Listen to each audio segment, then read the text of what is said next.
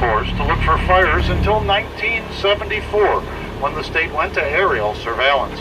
And in the meantime, most of the Adirondack fire towers have fallen down or been taken down, and there are very few left that are in good shape and easily accessible.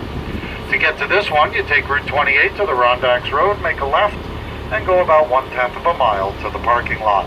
From there, it's about a 1-mile hike up to the top. It's not that bad of a hike, and on a clear day, the view is spectacular. You can see Algonquin Mountain and the high peaks 100 miles away, Blue Mountain in the central Adirondacks, and of course, a great view of the Fulton Chain. That tower sits at 576 feet above the level of this lake,